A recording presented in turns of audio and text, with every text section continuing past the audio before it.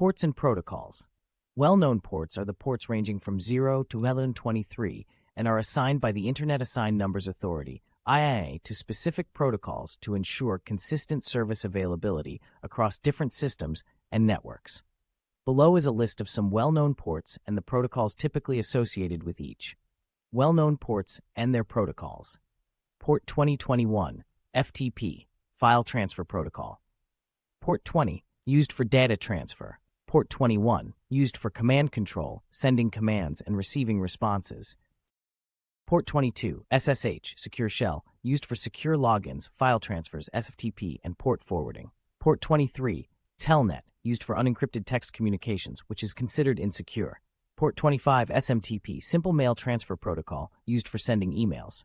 Port 53, DNS, Domain Name System, used for resolving host names into IP addresses, supports both TCP and UDP. Port 80, HTTP, Hypertext Transfer Protocol, used for transmitting web pages over the Internet. Port 110, POP3, Post Office Protocol version 3, used for receiving emails. Port 143, IMAP, Internet Message Access Protocol, used for retrieving and storing email messages. Port 161-162, SNMP, Simple Network Management Protocol. Port 161, used for querying and managing devices. Port 162, used for receiving traps from network devices. Port 443, HTTPS, HTTP Secure, used for secure communications over a computer network. Port 445, SMB, Server Message Block, used for file sharing, network browsing, printing services, and inter-process communication over a network. Port 993, IMAP Secure, used for securely retrieving email messages via IMAP. Port 995, POP3 Secure, used for securely receiving emails via POP3. Port 336, MySQL default port used by MySQL database server.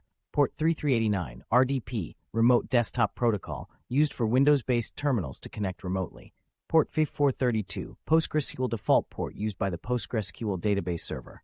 Port 6379, Redis used for Redis data structure store.